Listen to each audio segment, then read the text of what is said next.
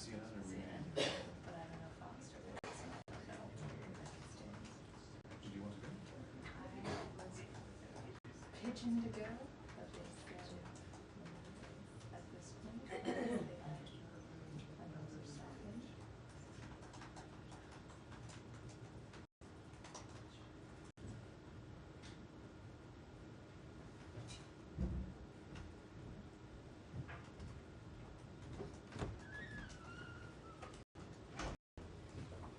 Good afternoon, everybody.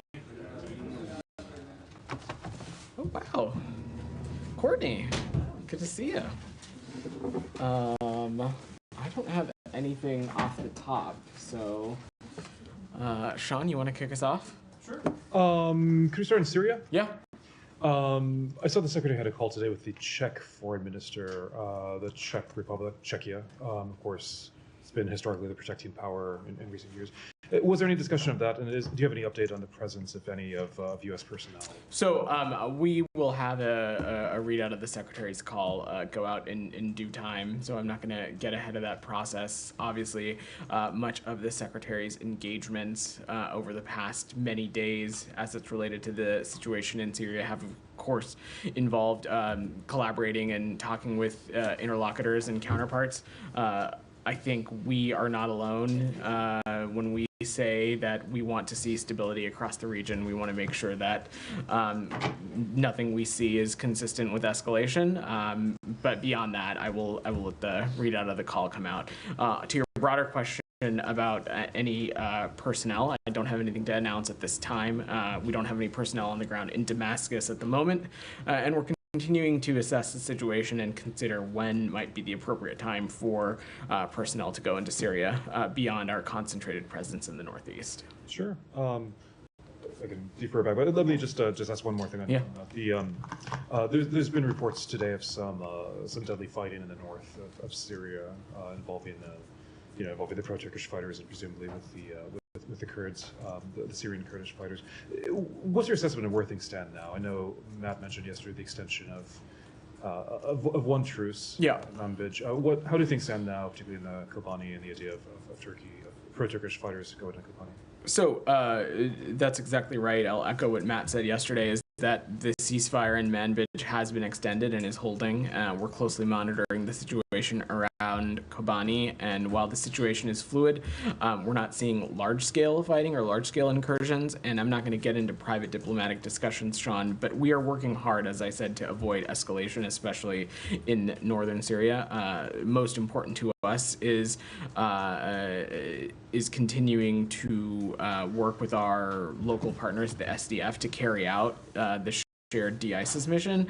That's a top policy priority for this administration. We've made that pretty clear as soon as, and has been the case even before the Assad regime fall. And broadly, though, Sean, I don't want to operate in hypotheticals, and we're just going to continue to monitor what's happening in that region and take it from there. Can I pivot to you, Matt? Yeah, sorry, I was on the phone. I missed the very top. I assume that you started with Syria? And the secretary's call with the Czech? Yes, we'll have a formal readout later today. I did not. There was one.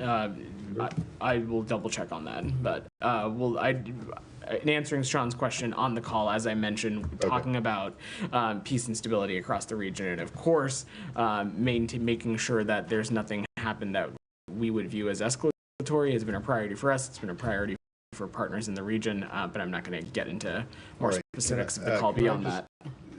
Switch topics really briefly, because I don't think you'll have a lot to say about this, but Senator Rubio is here today.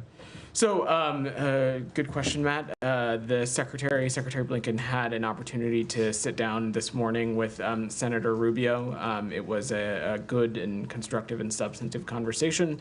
And as we said initially, when they first had the opportunity to speak on the phone, that we expected them to have an engagement at some point. This is consistent with that. And as we've long said, we continue to stand ready to help support a seamless transition come January 20th.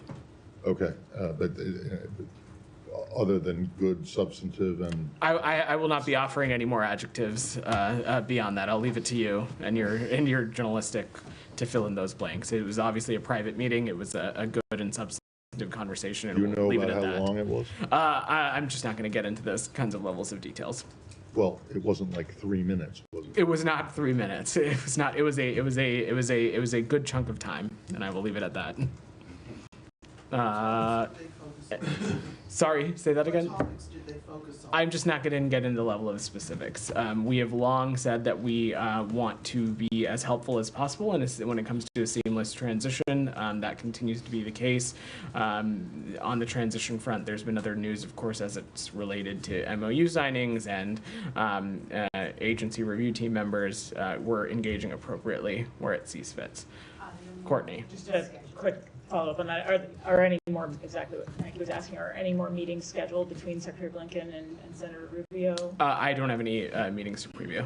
Can you say, Vedant, if it was at all policy focused or more just broad tax of transition? I'm just not going to get it. It was a private meeting, Jenny. I know the secretary had been looking forward and eager to having this meeting with Senator Rubio, and I will just let the Trump transition team speak to any further details as it relates to their planning, both for the State Department and other foreign policy priorities. Was it one-on-one or was it? It was a one-on-one meeting. Yes. Go ahead. Thank you. Two questions on Iran. Iraqi officials are saying that the U.S. demanded Iraq to dismantle armed groups backed by Iran in their country, reserving the use of force to fulfill this demand if the Iraqi government does not act. So we have long said that when it comes to our people, our personnel, or our service members, when they are in harm's way, particularly from malign groups that are operating within Iraq, we of course will take appropriate measures to protect our personnel and to protect our people. But beyond that, we also believe that there is of course a responsibility on the Iraqi government to do everything possible to bring such kind of actors to justice. This is nothing new and nothing different than what we've said previously. And the second one on the sanctions that was announced today. So my question is this, has this sanctions in general in the past 4 years levied by the Biden administration changed any of the behavior of the Islamic Republic, whether they were against the oil industry, UAVs, because we can see that with the UAV today, but Iran is sending missiles to Russia, so let me say two things.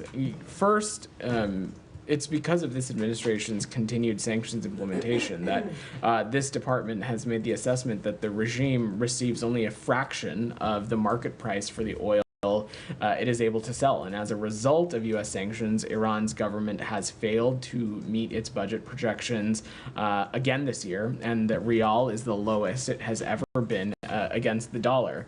The other broad point that I would make is that our designation and our enforcement actions, as well as our interdiction efforts, all of these disrupt Iran's access to funds, goods, and services and technology, and its ability to perpetuate destabilization actions across the region. And we're going to continue to be steadfast in our efforts to expose and cut off Iran's ability to generate revenue. And this is an ongoing priority, not just for the United States, but for others as well, including allies and partners, as well as within the G7.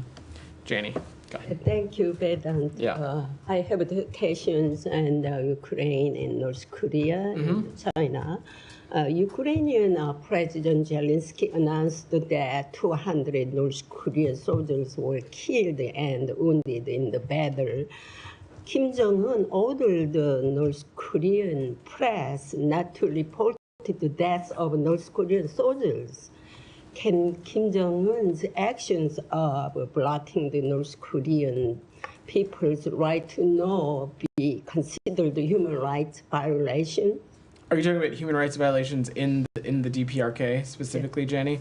Look, the human rights concerns as it's related to the DPRK, that has been a concern of ours as it relates to the DPRK state for some time now. It is one of the reasons why we continue to be incredibly concerned about what we view as closening of relationships between the DPRK and Russia. I wouldn't point any further than the most recent, what we spent some time talking about from this podium as it relates to DPRK soldiers in Ukraine. And this is something that is going to continue to be of great concern to the United States, but other allies and partners as well. On China, China's espionage activities are ongoing, including the establishment of Confucius Institute in U.S. universities, the operation of overseas undercover police stations, and hacking training institutes. What measures is the United States taking, and are there any result? So I'm certainly not going to get into results, and I certainly wouldn't speak to something like this in specificity, but of course we're aware of these kinds of reports, and we're certainly aware of the lines of efforts that have been undertaken by the PRC to conduct what we would view as things that would be consistent with transnational repression as it relates to its own people overseas. And our view is that any country abroad should be obeying and obliging with the local law enforcement and local laws. But beyond that, I'm just not going to get into that specifically. Alex, go ahead. Thank you, Vedant. A couple of topics. Can you speak to your thinking behind reimposing Nord Stream 2 sanctions today? The timing of it, and are those, some of them are ones that you have lifted, if I'm not mistaken? So, Alex, it's a little bit more technical than that. So today the department is imposing sanctions on a number of entities that had been previously sanctioned pursuant to the Protecting Europe's Energy Security Act, as amended, for the involvement in the construction of the Nord Stream 2 pipeline, as well as several new owners of vessels previously blocked pursuant to PISA. So really, Alex, this is a redesignation, if you will. And the reason is that we continue to maintain our longstanding opposition to Nord Stream 2 as a Russian geopolitical project and an effort to revive it. We're going to continue to work and ensure that Russia is never able to weaponize its energy resources and its energy positioning for political gain again. Have you guys coordinated this one with the transition team? So I'm sure we're talking a great deal with the transition team about the various policies and endeavors, but again, let's not forget that there is one Secretary of State at the time, there's one president at the time, and after 12 o'clock on January 20th, the next administration can speak to its viewpoints on a range of issues, including sanctions on Nord Stream 2. Thank you. I'll Yeah. move to the South Caucasus. Sure. As you know, Matt from the podium signaled that your plans to impose sanctions on Georgian Dream officials. The narrative that we keep hearing from Tbilisi is that at this point, any sanction will be pointless because you guys are leaving and they can just have a leeway if they can just wait you out. What is your response to that? Well, Alex, my viewpoint is that it is a 4 to 5 weeks is a long time. A lot can happen in 4 to 5 weeks. There's still quite a bit of runway left in this administration, and what this is about ultimately is the fact that we stand in solidarity with the Georgian people and their Euro-Atlantic aspirations. And as Secretary Blinken previously said, we are preparing additional actions, including sanctions, to hold those to account for what we would view as undermining democracy in Georgia. Saeed's had his hand paged there. I'll try to come back to you. Go ahead, Saeed. Yeah. Thank you, Vedant. Yeah. I want to ask about Gaza, but I have a quick question on Syria. Sure. You know, I mean, why is all these attacks by Israel and basically coming so close to Damascus? And in fact, they struck Tartus the other day with a bomb that measured 3-point-something on the Richter scale. So why doesn't that raise an alarm? Why is it okay for Israel to keep doing what it's doing, occupy more land? So if you're talking about, are you talking about something specific, Saeed? Are you talking I'm about? talking about what Israel is doing every day. They have occupied more territory every day. They send in their tanks. Now they are in Daraa. They are, you know, very close to Damascus. As a matter of fact, they struck the city of Tartus for no reason. For instance, you know, a bomb that, like I said, measured something like 3-point-something on the Richter scale. Ultimately, Saeed, what we want to see is lasting stability between Israel and Syria. Israel has said that these kinds of actions and the limited defense of its borders are temporary, and no nation, certainly not even the United States, could tolerate terrorist and other armed militia groups becoming embedded right on their doorsteps. And so Israel, of course, as we've long said, has every right to its self-defense and its security, but what we are hoping for and what we're continuing to engage on is support for the critical mandate of the UN Disengagement Observer Force to uphold stability in the region, and that's something we'll continue to focus on. So these attacks on Syria are in self-defense? I will let the IDF speak to its own operations site. I'm not going to opine on those from here. Let me ask you about Gaza. Yeah. The Israeli defense minister said that they will continue to occupy Gaza after the war. Do you have any comment on that? I'm not. Or do you still expect the Israelis to pull out of Gaza once the war is over? Well, Said, it's important to to take a little bit of a step back. First, in terms of discussing the outcomes of a potential deal that are still being negotiated, I'm not going to get into that. In general, what ultimately at the crux of this, at the crux of what of getting a ceasefire in Gaza, what we're talking about is a deal that would be implemented in phases, and we're all currently focused on trying to get to that first phase, which is about hostages being released, a temporary ceasefire, and a surge in humanitarian assistance. Of course, future phases would have details as it relates to security arrangements inside Gaza, IDF withdrawal, and what the positions and numbers and all those specific details look like. However, as you've heard me say before, Saeed, that a long-term occupation of Gaza by Israeli military forces, IDF or otherwise, would be inconsistent with the principles that Secretary Blinken laid out in Tokyo about a year ago, which is something both myself, Matt, the Secretary himself, have been clear about from the very beginning, directly with counterparts in the region. Has there ever been any Israeli occupation of Palestinian territories that is not long-term? Said, I'm just not going to... I appreciate your question. What your question was about this comment that was made as it relates to Gaza. We want to see a ceasefire deal first. We're working tirelessly to get that across the finish line. I cannot predict what these phases may look like from here. But again, I will just stress that a long-term occupation of Gaza is inconsistent with the Tokyo principles that we have continued to view as North Stars when we talk about our hope for the region. A couple more questions. Yeah. Now, can you update us on the status of the negotiations? We know that the director of the CIA, for instance, traveled to Qatar, I believe. Others, there's a lot of movement. Do you have any kind of feel for what's going on and what are we likely to hear? Because there's also assessment that you guys are frustrated somewhat. I'm not going to get into these kinds of details, Said. We're working intensely to bring a ceasefire to the finish line so that, in our view, Palestinians and Israelis can live securely and perhaps most importantly, the hostages are returned home. We think a deal is both urgent. We think a deal is possible. I don't have anything new to announce, but we are certainly hopeful that the parties can come to an agreement soon. This is something that we know quite strongly, that this is something that the majority of the world wants to see. They want to see this conflict come to an end, and we share that sentiment. And so we're working tirelessly to play our part in helping bring that about.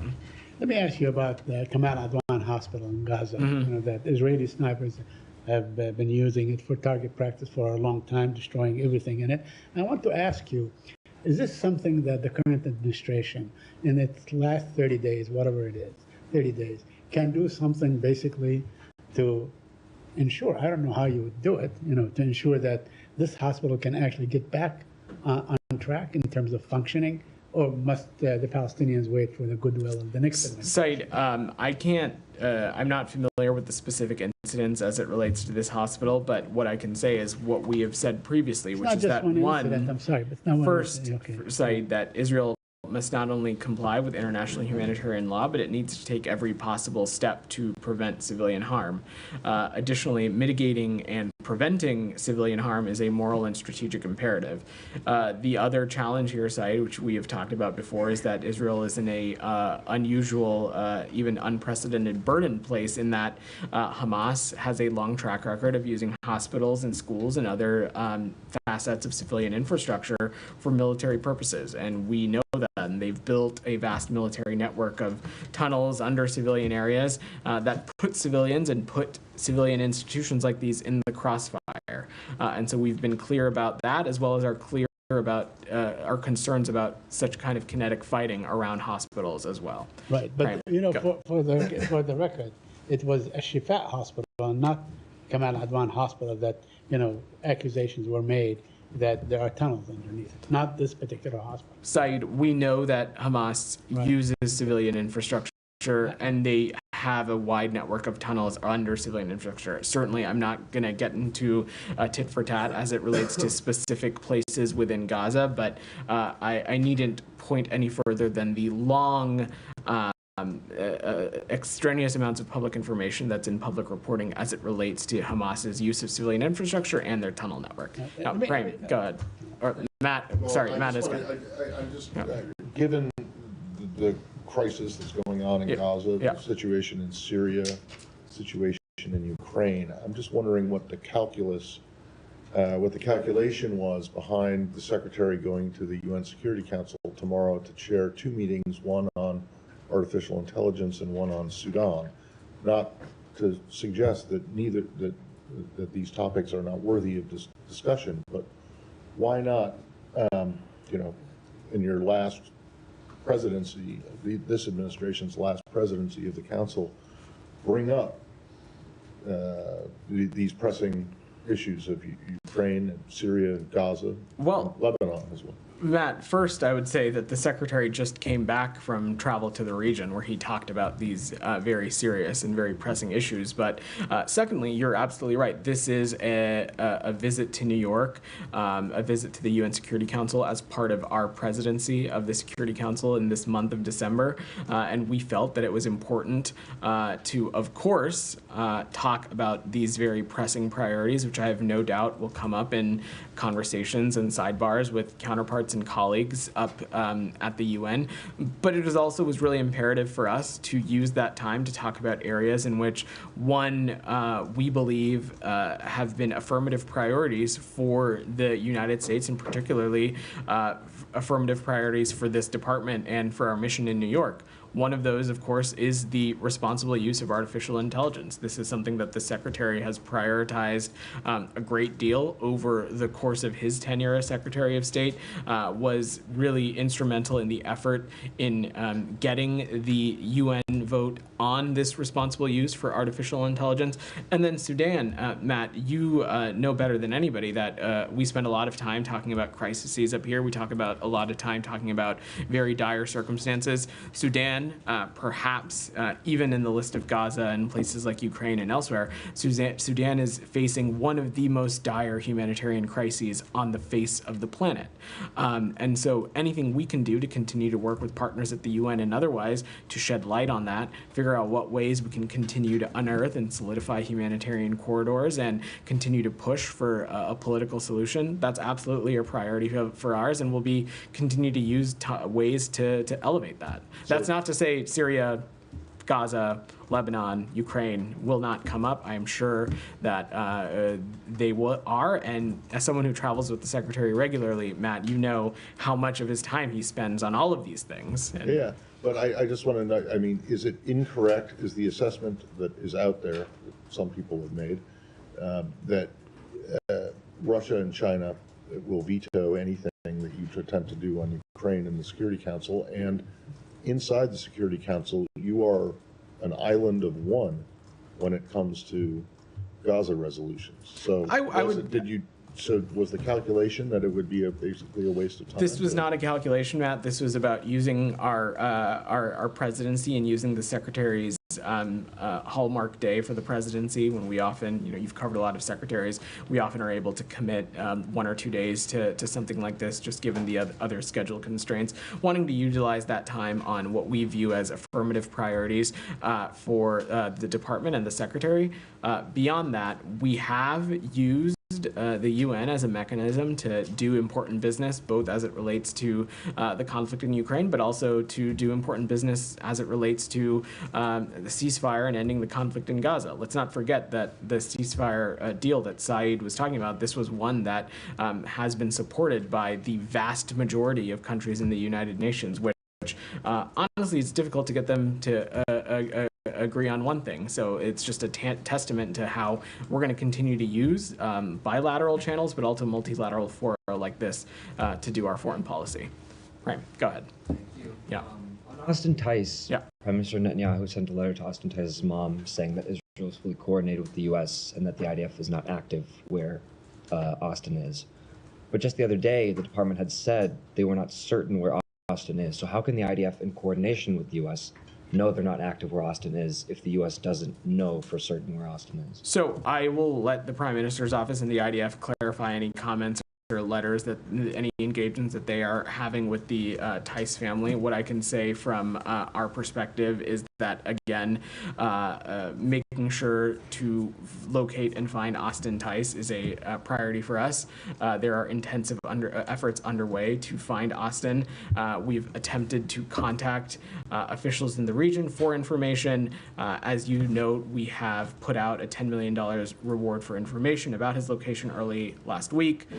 These kinds of lines of efforts are ongoing. I'm just not gonna, I don't have any perspective to offer on what engagements the family may or may not have had with the Prime Minister's office. But so you don't also know, for instance, which U.S. authorities Netanyahu's talking about that he's in coordination with? You should reach out to the Prime Minister's office to clarify his comments. I'm not a spokesperson for him, which I know is sometimes frustrating for you all. Well, just citing because he mentioned U.S. authorities, that's all. Okay. Don't have any other perspective to offer. Okay, on Israel's strikes in Syria, as you just mentioned, Yeah. a justification for this has been that Israel's doing this with the vacuum of power, the possible instability, that fears of potential terror threats. How does more bombing, especially one after the fall of Assad, and one that has bombing that registers, as Said says, on the Richter scale, contribute at all to stability or peace? So we have long said and long believed, first let's take a step back. Both before the Assad regime and afterwards, malign, destabilizing actors continue to operate in the region and have presence. I'm not a military tactician and certainly not going to get into the details of that. Perhaps colleagues of the Pentagon can do so, but there are malign proxy groups that operate in the region that are hostile to a variety of countries, including, of course, Israel. And so Israel has every right to defend itself. Israel has every right to its security. And as it relates to build up around the border, particularly, as you heard me say, it's our view and our understanding that these operations are limited. But beyond that, I will let the IDF speak to its own operations. We are continuing to remain focused on doing everything we can to maintain stability across the region. We're in constant contact with relevant regional partners and others. We know that this is a shared priority for a number of us. And to clarify, in response to Said's question, he asked if this was an exercise of Israel defending itself, and you sort of deferred to that question. But here you said that Israel has the right to defend itself. It certainly has the right to defend itself broadly. I just don't have enough information as it relates to this particular incident to offer context on the operation, which again, not a spokesperson for the IDF, which I'm sure they'd be happy to answer your questions. Okay, and then you say that these attacks are temporary, and you refer to these groups. Do you know what Israel's strategic objective is with regards to these attacks? And I know that you've said you're not the spokesperson for them, but the U.S. is providing military aid to Israel, and so these questions do seem relevant. Again, I will leave it to Israel to speak to their military operations. Jenny, go ahead. Any updates on engagement with HTS? Has that been regular? When was the last time there was any U.S.? I don't have any updates on that, Jenny, beyond what Matt briefed earlier in this week, in that there have been engagements and communications, but I'm not in a place to get more specific beyond that. And at what, has that been at the level of Jelani or lower? I'm just not going to get into that level of specificity.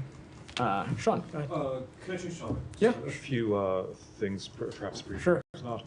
The Chagos Islands in Mauritius. The new Prime Minister of Mauritius says that they're going to revisit the agreement with the UK on control, on sovereignty over the Chagos Islands. Of course, this affects the United States insofar as Diego Garcia military bases there.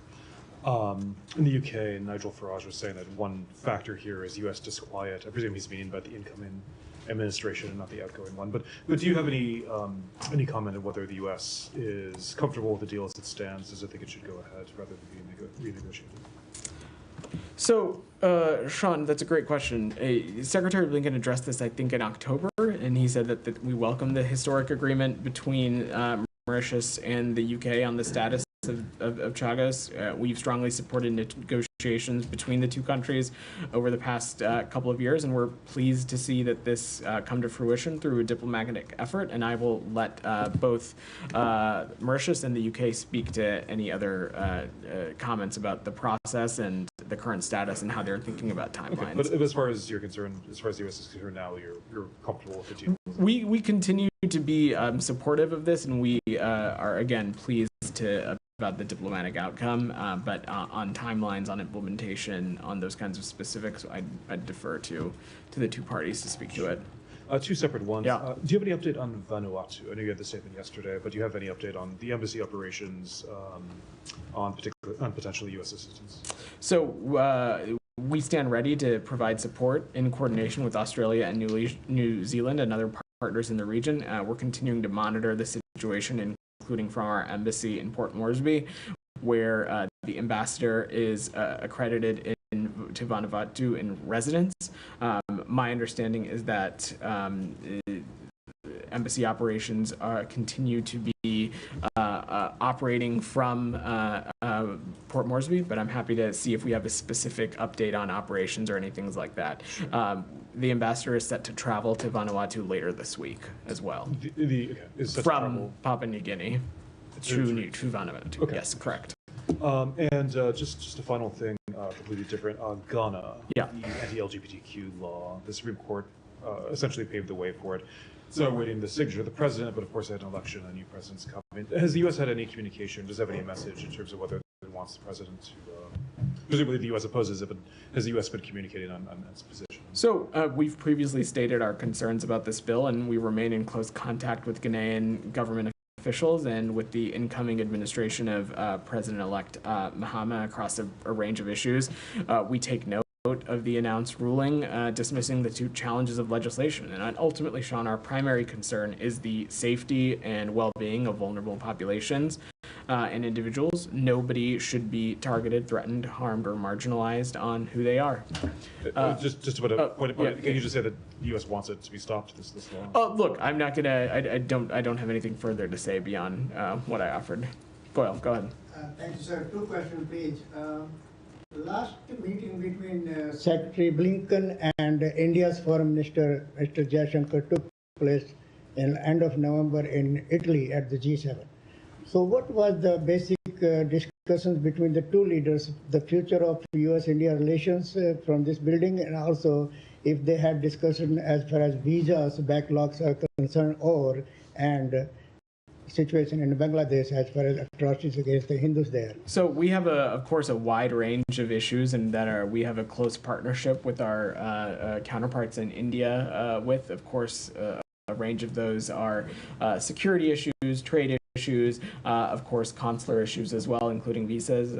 We read out that meeting with External Affairs Minister Jaishankar. I don't have any other details to offer beyond just saying that, over the course of our time in the Biden administration, India has been a key partner in the Indo-Pacific on a number of shared issues, and we continue to look forward to working with them in our time in this administration.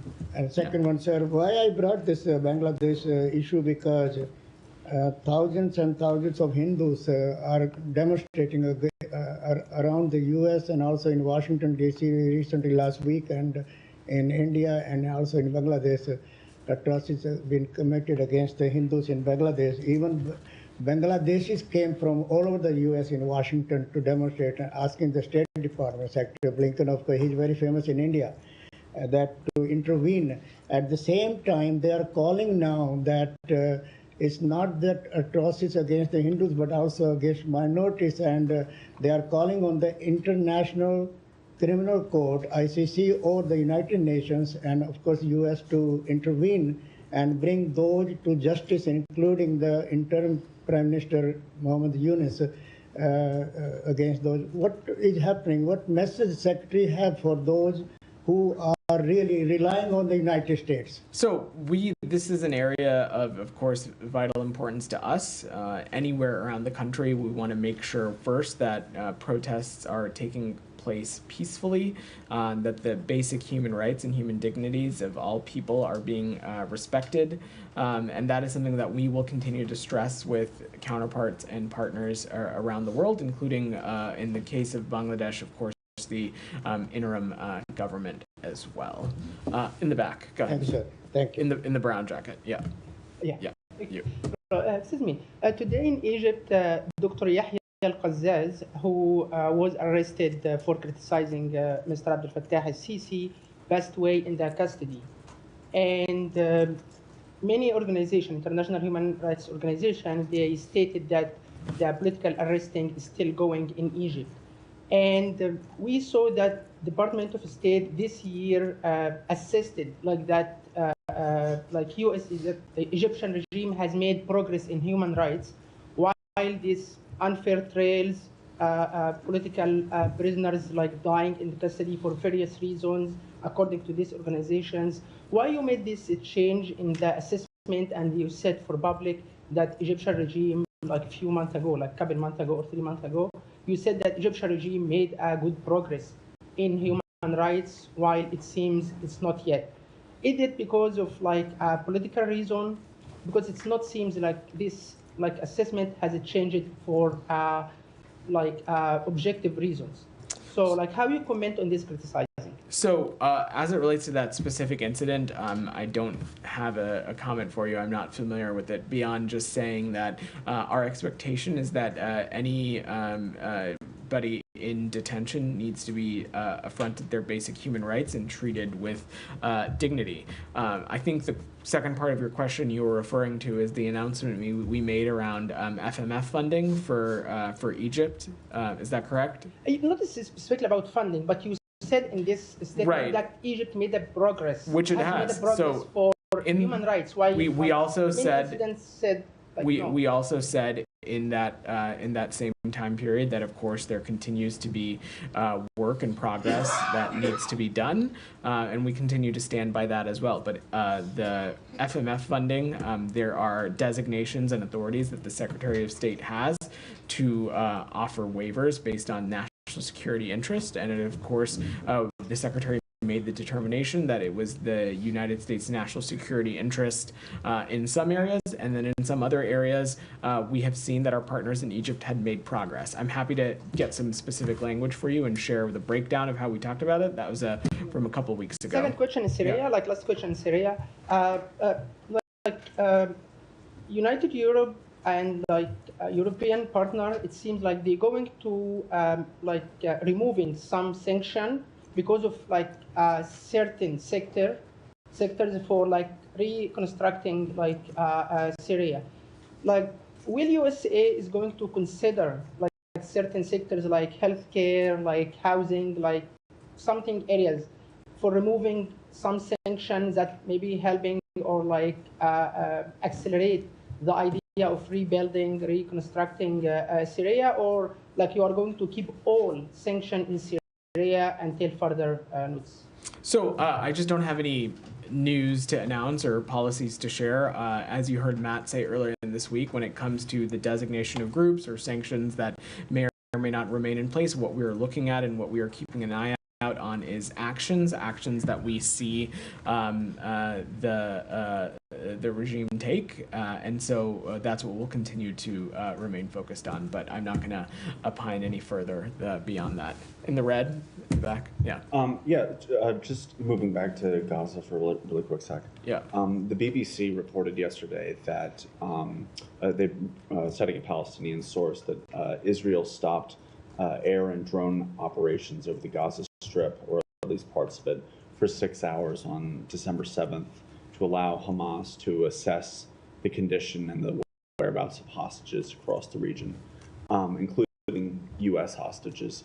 Can you confirm that? And have you received any updates from Hamas through mediators recently pertaining to the status of U.S. hostages in Hamas? So to the first part of your question, I will let our partners in Israel and the IDF speak to any of their operational details, and that would certainly fall into the bucket of that. Secondly, I don't have anything to get into from up here as it relates to hostages, beyond just saying that we are working tirelessly to do everything we can to get a ceasefire deal. And of course, a key integral pillar of that is making sure that the remaining hostages can be returned home. And we're going to work tirelessly as it relates to that. In the blue, go ahead. Yeah.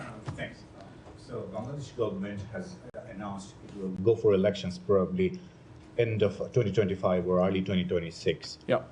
What's the U.S. position on that? So we welcome steps that have been taken by this interim government of Bangladesh to prepare for elections that ultimately will allow the Bangladeshi people to choose their own government representatives. This is something that we're going to continue to monitor regarding the timing, and of course we're going to encourage the respect of the rule of law over the course of this whole process, as well as the respect for democratic principles should a transition come to fruition. And as we would throughout the world, we would advocate for free and fair elections conducted in a peaceful manner. Thanks for a follow-up question. Yeah, go ahead. So the New York Times has published a finding of an inquiry commission in Bangladesh that was investigating the issues of enforced disappearances. The commission report is finding involvement of a former prime minister. The U.S. previously imposed sanctions on the people involved in enforced disappearances. Do you have a comment on that? So we have been deeply troubled by the reports that hundreds of Bangladeshis were forcibly disappeared over the past 2 decades. Enforced disappearance is an egregious human rights violation that inflicts the trauma of indeterminate detention or disappearance on its victims. It also inflicts the trauma of uncertainty on the families. We welcome efforts by the interim government to investigate these crimes and encourage fair and transparent processes to provide justice for the victims and their family members. All right, thanks everybody.